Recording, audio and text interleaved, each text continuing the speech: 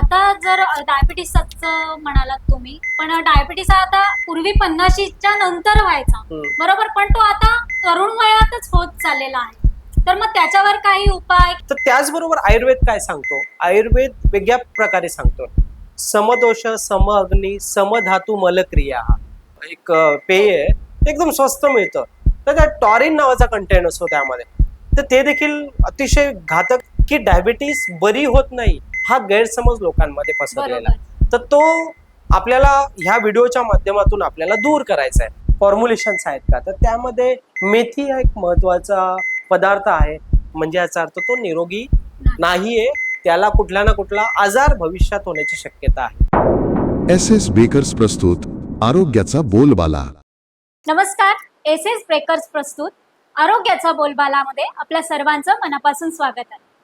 आज आपल्या सोबत आहेत प्राणाई हॉस्पिटलचे MD डॉक्टर राजेश भोईर यांचं आरोग्याचा बोलबालामध्ये खूप मनापासून स्वागत आहे. आजच्या बदलत्या जीवनात आपण वेगवेगळ्या आरोग्याच्या समस्या निर्माण होत आहेत. तर आज आपण आरोग्याचा बोलबाला त्यामधून करणार आहोत, किंवा कशा प्रकारे आपण आरोग्याच्या दृष्टीने विचार करू शकतो हे आपल्याबद्दल सांगणार आहेत. तर डॉक्टरांना जवळपास 12 वर्षाचा अनुभव आहे, त्यामुळे ही व्हिडिओ तुम्ही शेवटपर्यंत बघा. डॉक्टर आपल्याला आरोग्याबाबत जादूची टीप देणार आहेत. तर डॉक्टर, मला प्रश्न विचारायचा आहे की एखादी व्यक्ती ही निरोगी आहे हे आपण कशा पद्धतीने सांगू शकतो? रक्षणदा अतिशय महत्वाचा प्रश्न आहे. तर मी तुम्हाला सांगू इच्छितो की हेल्थ म्हणजे काय, म्हणजे एखादा व्यक्ती निरोगी आहे की नाही हे कसं आपण कन्सिडर करतो. तर मॉडर्न सायन्स काय सांगतो की जर एखाद्या व्यक्तीची मानसिक, शारीरिक आणि सोशल स्वास्थ्य जे आहे, हे तिन्ही गोष्टींचे जे स्वास्थ्य आहे ते निरोगी असणं म्हणजे स्वास्थ्य. तर ह्या ज्या तिन्ही गोष्टी बॅलन्स असणं म्हणजे स्वास्थ्य. आता याची डेफिनेशन अगदी योग्य सांगितलेली आहे. तर त्याचबरोबर आयुर्वेद काय सांगतो? आयुर्वेद वेगळ्या प्रकारे सांगतो. समदोष समअग्नी समधातू मलक्रिया प्रसन्न आत्म मन इंद्रिय स्वस्थ इत्तेभिधीयते. याचा अर्थ काय होतो की तुमच्या शरीरामधले जे काही त्रिदोष आहेत, समदोष समअग्नी म्हणजे जी पचनाची जी अग्नी आहे, त्याचबरोबर मलक्रिया म्हणजे आपलं पोट साफ होणं किंवा लघवीला होणं हे देखील नॉर्मल होणं तेवढंच महत्वाचं आहे. त्याचबरोबर त्याच श्लोकामध्ये जे आपले आयुर्वेदाचे जे क्लासिकल टेक्स्ट आहेत, जसे की चरक, सुश्रुत आणि वाग्भट, यांनी त्यामध्ये सांगितलेलं आहे की प्रसन्न आत्मा म्हणजे आपला जो इनर सोल आहे तो, त्याच्यानंतर मन, आपला मन देखील हा प्रसन्न असला पाहिजे, आणि इंद्रिय देखील आपले प्रसन्न असले पाहिजे, तृप्त असलं पाहिजे. ह्या सर्व गोष्टींना आपण स्वास्थ्य असं बोलतो, किंवा तो एखादा व्यक्ती निरोगी आहे असं बोलतो. परंतु आपल्याला कसं गैरसमज असतो की आपण दिसायला छान असतो तर आपण आपल्याला निरोगी समजतो, आणि तो एक मिथ आहे, तो गैरसमज आहे लोकांमध्ये की एखादा व्यक्ती दिसतो वरून चांगला, परंतु त्याच्या आतमध्ये काय चाललेलं आहे ते बघणं फार महत्वाचं असतं. तर फॉर एक्झाम्पल एखाद्या माणसाला खूप स्ट्रेस आहे, खूप म्हणजे भयंकर स्ट्रेस आहे, म्हणजे त्याला मानसिक ताण आहे, म्हणजे प्रापंचिक असो किंवा पैशाचा असो किंवा कामाचा असो, हे जो स्ट्रेस असतो ना, म्हणजे तो ह्या डेफिनेशन मध्ये कुठेच बसत नाही. म्हणजे प्रसन्न आत्म इंद्रिय मन हे नाहीये, म्हणजे याचा अर्थ तो निरोगी नाहीये, त्याला कुठला ना कुठला आजार भविष्यात होण्याची शक्यता आहे. बरोबर. म्हणजे आपल्या जीवनशैलीचा परिणाम हा आपल्या पूर्ण बॉडीवर होत असतो, असं तुम्हाला म्हणायचं आहे का? हो, अलीकडे तर आपली जीवनशैली ही फारच वेगळ्या प्रकारे आणि खूप ट्रेमेंडस चेंजेसने बदललेली आहे. त्याचा इम्पॅक्ट हा आपल्या हेल्थवर होतो. फॉर एक्झाम्पल आता मी तुम्हाला उदाहरण देतो की आपण बोलतो आज की अमुक अमुक माणसाला हा आजार अचानक झाला, परंतु ते तसे नाहीये. आजार हा असा अचानक होत नाहीये. मी तर सांगतो तुम्हाला की काही वर्षांपूर्वी ही जी प्रोसेस चालू झालेली असते. फॉर एक्झाम्पल जर समजा आपण डायबिटीस घ्या, तर डायबिटीस हा आजार काही एकदम एका दिवसांनी, 10 दिवसांनी किंवा 1 महिन्यानी येत नाहीये. त्यासाठी वर्षानुवर्ष काहीतरी प्रोसेस होते शरीरामध्ये. मग मी तर एक कन्सिडर करतो की 18 वर्षानंतर ती प्रोसेस चालू होते, आणि 30व्या वर्षी 35व्या वर्षी एखाद्याला समजा हार्ट अटॅक येतो, आणि तो समजा एखाद्या वेळेस तो मरतो देखील, पण त्यावेळेस बोलतो अरे अचानक कसा का गेला. पण ते तसं नाहीये. ही आपली लाईफस्टाईल ही ती अडॉप्ट लहानपणीपासून, म्हणजे जे वयात येतो मुलगा त्यावेळेसच करायला पाहिजे. बरोबर. आता जर डायबिटीसच म्हणालात तुम्ही, पण डायबिटीस आता पूर्वी 50च्या नंतर व्हायचा, बरोबर, पण तो आता तरुण वयातच होत चाललेला आहे. तर मग त्याच्यावर काही उपाय किंवा काही गोष्टी करता येतील का? बघा, डायबिटीस एक मेटाबॉलिक आजार आहे, म्हणजे आपली लाईफस्टाईल आहे. हे बऱ्याच वेळा काय होतं की जेनेटिक फॅक्टर पण त्याच्यामध्ये येतात, की बरोबर. आई वडिलांपासून काही जीन्स येतात आणि त्यामध्ये त्या पर्टिक्युलर माणसाला तो डायबिटीस किंवा ओबेसिटी किंवा हायपरटेन्शन किंवा हृदयाचे विकार असे अनेक आजार होतात. त्यापैकी एक डायबिटीज आज ट्रेंडिंगला आहे, म्हणजे हो. खूप जास्त प्रमाणात त्याचं प्रमाण वाढलेलं आहे. म्हणजे अगदी तरुण वयात देखील डायबिटीसचे प्रमाण वाढलेले आहे. तर त्यामध्ये काय बोलतो मी, की जर एखाद्याला जेनेटिकल आहे, काही लोकांना लहानपणापासून डायबिटीस असतो, ते एक फार एक एक्झम्पशन असतो, फार कमी लोकांमध्ये तसं होतं, कमी मुलांमध्ये होतं. परंतु काही मुलांना 25व्या वर्षी, हो. 30व्या वर्षी जो डायबिटीस होतो किंवा त्यांना त्याच्या कॉम्प्लिकेशनला सामोरे जावे लागतं. त्याची कारणं मी तुम्हाला सांगतो. जसं की मी आधी सांगितलं, की 18व्या वर्षापासून ती प्रोसेस चालू होते. आता आपण बघतोय की का का एवढं कमी वयामध्ये या लोकांना, या मुलांना डायबिटीस होतो. तर त्याचं कारण म्हणजे आजची लाईफस्टाईल. एक तर लाईफस्टाईल अशी आहे की आपल्या बाहेरचं खाणं, जंक फूड खाणं. तर जंक फूड म्हणजे डेड फूड खाण्याची सवय हल्ली ट्रेंड बनत चाललेली आहे. बरोबर. तर डेड फूड मध्ये काय आलं की त्यामध्ये जसे की आपण पिझ्झा, बर्गर किंवा जे रस्त्यावरती मिळणारे जे पण काही जे तळलेले पदार्थ, रिपीटेड हिटिंग वाले जे पदार्थ असतात, फॉर एक्झाम्पल तुम्ही वडे घ्या, समोसे घ्या, तो ऑइल असतो ना, तो कमीत कमी 10, 15, 20, 30 वेळा तो रिपीटेड हीट केला जातो बरोबर. आणि रिपीटेड हिटिंग ऑइल मध्ये तरी पॉइझनस सबस्टन्स तयार करतो. ठीक आहे. तर त्यामुळे काय होतं की हे जे पदार्थ आपण जेव्हा रिपीटेड घेतो, घरचं न खाता आपण जेव्हा बाहेरचं खातो, त्याच्यामध्ये हे सगळे जंक फूड आले. अनहेल्दी फूड म्हणजे काय, पिझ्झा, बर्गर किंवा तळलेले वडे, समोसे वगैरे हे सगळे. त्याच्याबरोबर आपण बाहेरचे ड्रिंक्स घेतो. हल्ली तर तरुण मुलांमध्ये तर एक ट्रेंड आलाय, ते स्टिंग नावाचं एक पेय आहे, ते एकदम स्वस्त मिळतं. तर त्यात टॉरिन नावाचा कंटेंट असतो त्यामध्ये. तर ते देखील अतिशय घातक आहे आणि ते शुगर असते. बरोबर. शुगर तर इटसेल्फ म्हणजे रिफाईंड शुगर तर मी तर व्हाईट डेथ समजतो. म्हणजे वर्षानुवर्षे ही पोरं काय असतात की हे शुगरी पेय किंवा शुगरी पदार्थ किंवा मैदायुक्त पदार्थ हे सगळे खात असतात. त्याचबरोबर बरीचशी मुलं जी असतात, बरीचशी तरुण वयात ना व्यायाम करत नाहीत. त्यांना मानसिक ताण असतो, कामाचा असतो, शिक्षणाचा असतो. त्याचबरोबर ते पुरेशी झोप घेत नाही. बरोबर. हल्ली मोबाईलचा एवढा वापर चालू झालेला आहे की कमीत कमी 24 तासातून 18 तास काही लोक मोबाईल वापर करतात. हो.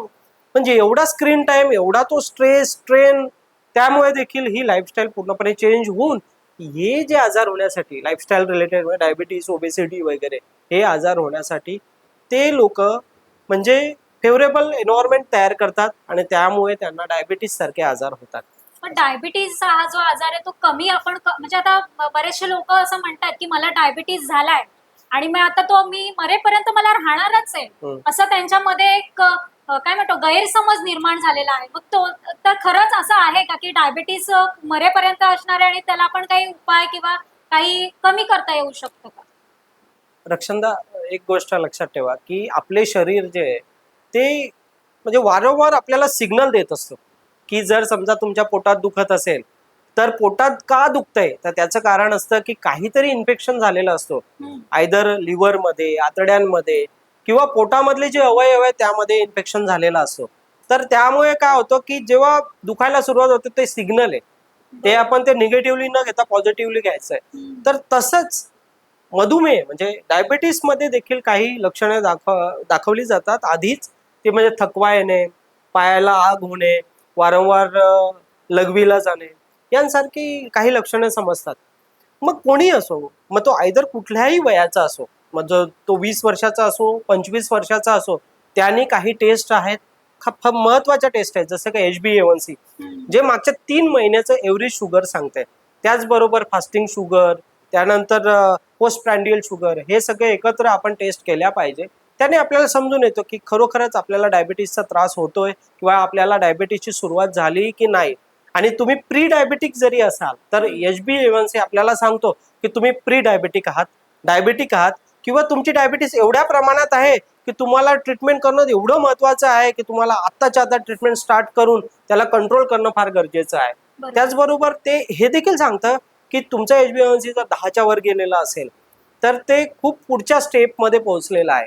मग अशा वेळेस तुम्हाला प्रत्येक स्टेजनुसार आम्ही तर आमच्या हॉस्पिटलमध्ये तर आम्ही प्रत्येक स्टेजनुसार म्हणजे HbA1cच्या रिपोर्टनुसार आम्ही त्या पेशंटला ती डायबिटीस बरी करण्यासाठी मी पुन्हा एकदा सांगतो की डायबिटीस बरी होत नाही हा गैरसमज लोकांमध्ये पसरलेला आहे. तर तो आपल्याला ह्या व्हिडिओच्या माध्यमातून आपल्याला दूर करायचा आहे. तर मी सांगू इच्छितो की माझ्याकडे असे काही पेशंट आले की ज्यांचा HbA1c जवळजवळ 11, 11.5, 12 म्हणजे खूपच जास्त हाय होता की ज्यांना जर आपण ट्रीट नाही केलं त्यांचं लाईफस्टाईल मॉडिफाय नाही केलं तर नक्कीच त्यांना काहीतरी कॉम्प्लिकेशन्स होणार. मग आम्ही काय केलं अशा पेशंट्समध्ये आम्ही आयुर्वेदाचा देखील वापर केला. आयुर्वेदाचे काही मेडिसिन्स, त्याच्यानंतर योगा, प्राणायाम, पंचकर्मा थेरपी देखील आम्ही केली. पंचकर्मा म्हणजे डिटॉक्सिफिकेशन, म्हणजे शरीरामध्ये जे फ्री रॅडिकल्स असतात, जे पॉयझनस सबस्टन्स असतात, हे पंचकर्माद्वारे काढले जातात. त्याचबरोबर त्याच एनिमाद्वारे आपण आयुर्वेदिक औषधं देखील देतो. म्हणजे जो लोकांचा गैरसमज आहे की डायबिटीस बरी होत नाही, तर आम्ही ऍक्च्युअली प्रॅक्टिकली बघितलेले आहेत की हे जे म्हणजे जास्त HbA1c किंवा खूप जास्त शुगरचे प्रमाण असताना देखील आम्ही पेशंटला बरे केलेले आहेत. तर मला एक विचारायचं आहे डॉक्टर, की ह्या ज्या टेस्ट आहेत त्या कोणी करायला पाहिजेत आणि कधी करायला पाहिजेत ज्या हल्लीचं तर वातावरण बघता रक्षणदा मी तर सांगू इच्छितो की टेस्ट ह्या कोणी करायचं हा प्रश्न ना मला पण पडतो टू बी व्हेरी फ्रँक. तर मग तो प्रश्न म्हणजे तुम्ही 20व्या वर्षी म्हणजे जर तुम्ही एखाद्या डॉक्टरकडे जाताय आणि तो सांगतो टेस्ट लिहून देतो तर तुम्ही केली पाहिजे की नाही केली पाहिजे हा गैरसमज तुमच्यामध्ये नसायला पाहिजे. डॉक्टर बोलतोय ना की करायचे आहे तर करून घ्या, म्हणजे विशेष फरक पडणार नाही. आज डॉक्टरांवर ब्लेम केला जातो की अननेसेसरी टेस्ट लिहून देतात. बऱ्याच वेळा नाही होत असं. 90-95% डॉक्टर जे असतात ते तुमच्या फायद्यासाठी टेस्ट लिहून देतात. ते HbA1c त्यातला एक प्रकार आहे. जरी तू देखील हेल्दी आहे आणि मी जर तुला सांगितलं की तू HbA1c कर तर ते तुझ्या फायद्याच आहे. म्हणजे असं नाही की मी पैसे घेण्यासाठी मी सांगतोय तुला की तू टेस्ट कर. त्याचं कारण म्हणजे काय की HbA1c जर केल्याने 3 महिन्याची जर एव्हरेज शुगर जर चुकून कुठेतरी जास्त असेल HbA1c तर डेफिनेटली तू आतापासूनच त्याची स्टेप घेऊ शकतो. आणि मग त्याने काय होतं की वयाचं अट म्हणजे न घेता म्हणजे 18 नंतर किंवा 20 नंतर 25 नंतर तुम्ही कधीही या टेस्ट करू शकता. आणि ते कोणामध्ये करायचं ते देखील मी सांगतो की ज्या लोकांना जर कदाचित अचानक थकवा जाणवतो किंवा पायाला आग होते किंवा वारंवार लघवीला जावं लागतं किंवा खूप भूक लागते, अशा लोकांनी तर नक्कीच लवकरात लवकर HbA1c सारखी टेस्ट करून घ्यावी. तर डॉक्टर, डायबिटीस होऊ नये किंवा तो रोखण्यासाठी आपण काय करू शकतो? तर रक्षणदा अगदी महत्वाचा प्रश्न आहे. आणि या एरामध्ये या अलीकडे जो माहोल जो बनत चाललेला आहे, वातावरण म्हणजे जसं का म्हणजे पोल्युशन वाढत चाललंय किंवा आपले जे लाईफस्टाईल आहे ती अतिशय खराब होत चालली दिवसेंदिवस. तर त्यामुळे असे लाईफस्टाईल रिलेटेड आजार जसे की डायबिटीस आहे, पण ते होऊ नये म्हणून जे उपाय आहेत तर मी ते सांगू इच्छितो की त्यामध्ये काय काय उपाय आहेत. जसे की म्हणजे आपण बघतो की आपले लाईफस्टाईल फूड हॅबिट जे आपण जंक फूड खाणं वगैरे, बाहेरचं खाणं, शुगरी ड्रिंक पिणं किंवा साखरयुक्त पदार्थ जसे की स्वीट्स वगैरे ज्यामध्ये रिफाईंड शुगर भरभरून असते. म्हणजे तुम्ही विचार करा स्प्राईट सारख्या पेयामध्ये कमीत कमी एक 100 ml मध्ये मला तरी असं वाटतं की 10 चमचे किंवा 5 चमचे तरी शुगर असेलच. म्हणजे तो ॲक्युरेट रिसर्च मी केला नाही, पण तरी पण मला असं वाटतं का तर ते खूप जास्त पॅलेटेबल करतात. पॅलेटेबल करण्याच्या नादामध्ये त्या लोकांची हेल्थ जी खराब करतात. मग त्यामुळे काय होतं की पॅनक्रियाजला जो इन्शुलिन रेझिस्टन्स तयार होतो तो या सगळ्या पदार्थांमुळे होतो. सर्वात महत्वाचं म्हणजे सिंपल थेअरी आहे, हे बाहेरचे जे शुगरी पदार्थ आहेत, शुगरी ड्रिंक आहेत किंवा जंक फूड आहे जसं पिझ्झा, बर्गर किंवा तळलेले वडा, समोसा, हे पदार्थ तुम्ही बंद केले पाहिजे. त्याचबरोबर तुमची जी लाईफस्टाईल आहे ती मॉडिफाय करून सकाळी किंवा तुम्ही दिवसभरातून कधी एक 45 मिनिट्सचा फॉर्म्युला आहे की 45 मिनिटं कमीत कमी तुम्ही एक्सरसाइज, योगा, प्राणायाम यांसारखे जे आहेत जे तुम्हाला निरोगी ठेवण्यासाठी जे पण टूल्स आहेत ते तुम्ही अनुकरण केलं पाहिजे. त्याने काय होतं की शरीर तुमचं जे आहे ते सदृढ राहतं आणि तुमच्या शरीरामध्ये विशिष्ट असे रासायनिक पदार्थ तयार होतात जे तुमची रोगप्रतिकारक शक्ती तयार करतात व तुमचे जे पॅनक्रियाज मधून जे काही केमिकल्स तयार होतात, लिव्हर मधून जे पचनासाठी जसं बिलिरुबिन, बिलिव्हर्डिन हे नॉर्मल राहण्यासाठी फार महत्वाचे आहे. आणि हे सगळे इंटरलिंक आहेत. म्हणून मी काय बोलतो की तुम्हाला ते जंक फूड अवॉइड करणं, खाण्यापिण्यामध्ये पद्धती अवॉइड करणं, वेळेत खाणं, म्हणजे जसं सकाळी, दुपारी, संध्याकाळी. बरीच लोक काय रात्री 12 वाजता जेवतात, तर ते देखील एक चुकीचं म्हणजे होऊन जातं आणि त्याने काय होतं की ते अपचन होतं आणि अपचन होणं किंवा इतर गोष्टी होणं हे देखील एक ना एक तो कारण बनतो की लाईफस्टाईल रिलेटेड आजार बनतो. मग अशा वेळेस काय आहे की ह्या सगळ्या गोष्टींना फॉलो करणं तेवढंच महत्वाचं आहे. पहिली गोष्ट हेल्दी डाएट, व्यायाम, योगा करणं, त्याचबरोबर तुम्ही वेळेत खाणं, पुरेपूर झोप घेणं, त्यानंतर योग्य त्या आहारामध्ये प्रिझर्वेटिव्ह नसलेले पदार्थ खाणं. जसं अलीकडे खूपच फॅड आहे की मॅगी, त्याच्यानंतर ते पास्ता वगैरे हे म्हणजे अडल्टरेटेड काही कंटेंट असतात त्याच्यामध्ये काही केमिकल्स असतात, प्रिझर्वेटिव्ह असतात, हे टाकून ते स्टोअर केलेले असतात आणि ते वर्षानुवर्ष ठेवलेले असतात. ते आपण मुलांना देतो, ते हे देखील निगेटिव्ह इम्पॅक्ट करतात. बरोबर. म्हणजे असं आहे. तुम्हाला जर काही खायचं आहे तर तुम्ही एकदम ताजं अन्न बनवलेलंच खाऊ शकता असं म्हणायचं आहे का तुम्हाला? Yes yes. जो पदार्थ जास्त प्रोसेस केलेला नसतो, म्हणजे त्यामध्ये तुम्ही साधं सांगतो तुम्हाला, म्हणजे खूप काही असं तुम्हाला रॉकेट सायन्स नाहीये किंवा डोकं लावायची गरज नाही की आम्ही काय खाल्ल्याने आम्ही निरोगी राहू शकतो. बरोबर. सिम्पल आहे की तुम्ही ग्रीन सॅलड नावाची कॉन्सेप्ट, तुम्ही हॉटेलमध्ये जाता, मग आम्हाला तुम्ही ग्रीन सॅलड द्या, पण तुम्ही तोच ग्रीन सॅलड घरी नाही बनवत, बरोबर. फार कमी वेळा बनवता. आणि मग त्याच्यामुळे काय होतं की जे फायबर्स किंवा ज्या गोष्टी पदार्थ मिळायला पाहिजे त्या गोष्टी मिळत नाही आपल्याला. बरोबर. मग त्यामुळे काय होतं की पोटाचे वगैरे विकार तयार होतात व मेटाबॉलिक आजार तयार होतात. आता तुम्हाला सांगतो की सिम्पल आहे की बीट, गाजर, काकडी खूप मोठी गोष्ट नाही, अगदी स्वस्त आहे, तुमच्या किचन मध्ये तर इझिली अवेलेबल होते. बरोबर. ते हे जे पदार्थ असतात ते कमीत कमी अर्धा किलो किंवा नाही 300 ग्रॅम तरी जर तुम्ही दिवसाला खाला तर नक्कीच त्याचा पॉझिटिव्ह इम्पॅक्ट तुमच्या शरीरावर येईल. त्याचबरोबर तुम्ही घरचं जेवण जेवा, तुम्हाला बाहेर जायची गरज नाहीये. तुम्हाला खरं सांगायचं झालं की एखाद्याची मजबुरी असेल, चला बाहेर खाल्लं, पण बरीच लोक तर आठवड्यातून 6 दिवस बाहेरचं खातात अगदी अगदी. प्रिपरेशन. मग ते अगदी जे आईने बनवलेलं असतं घरचं किंवा आपल्या घरातल्या स्त्रिया असतात त्या बनवतात जेवण, तो एक प्रेम असतो. पण बाहेर जे हॉटेल असतं त्या हॉटेलच्या किचन मध्ये कोणता जीवाला असतो मला सांगा? कोणताच नाही. अगदी. अगदी ते तर एक लॉजिकल आहे.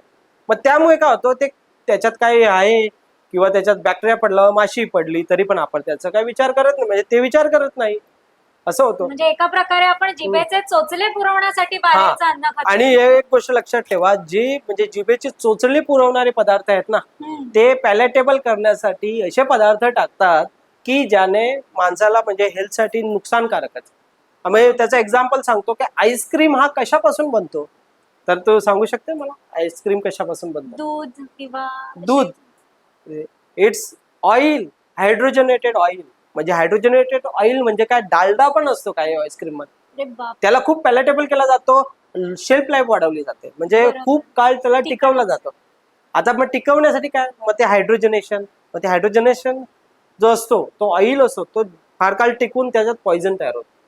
पण तो वारंवार आपण खातो, कधीतरी एखाद वेळेस खाल्लं ठीक आहे, पण वारंवार खातो ना तेव्हा अशा आजारांचा मूळ कारण बनतो. म्हणून त्याच्यामुळे काय होतं की आपल्याला ते समजत नाही की आपण नेमकी काय खातोय.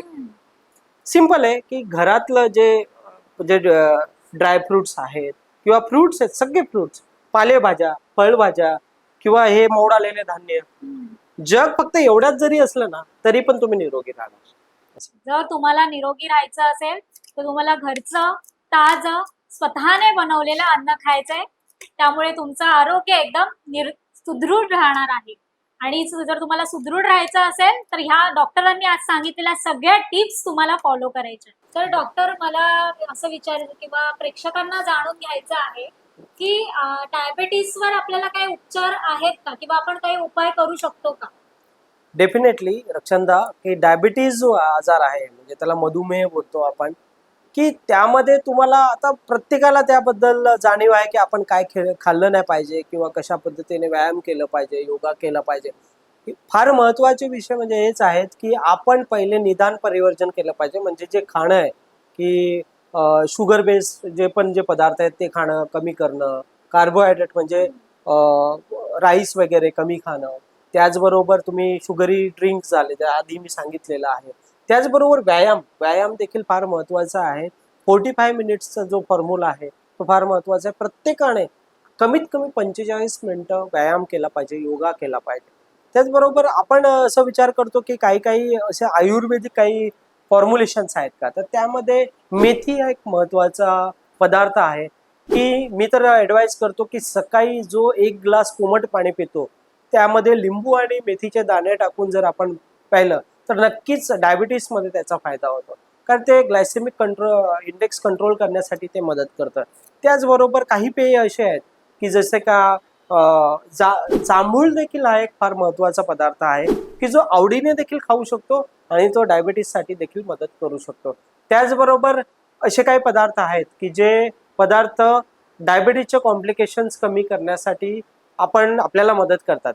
तर त्यापैकी बरेचसे पदार्थ तर आपल्या किचनमध्येच असतात. बरोबर. दालचिनी सारखे पदार्थ किंवा लवंग, मिरी वगैरे हे कुठल्या ना कुठल्या तरी मार्गाने आपल्या डायबिटीसच्या कॉम्प्लिकेशन्समध्ये मदत करत असतात. तर त्यामध्ये एक महत्वाचं पदार्थ म्हणजे आपल्या सर्वांना आवडतं आहे ते म्हणजे हरिद्रा. हरिद्रा देखील डायबिटीसमध्ये एक वेगळ्या मार्गाने मदत करत असते. तर हरिद्रा कशी? हरिद्रा एक अँटी इन्फ्लामेटरी आहे, म्हणजे इन्फेक्शन लेवल कमी करते, इम्युनिटी वाढवते. त्याचबरोबर ते अँटीऑक्सिडंट आहे, म्हणजे ऑक्सिडेटिव्ह स्ट्रेस कमी करतो आणि ऑक्सिडेटिव्ह स्ट्रेस बरेच आजार तयार करण्यासाठी कारणीभूत असतो.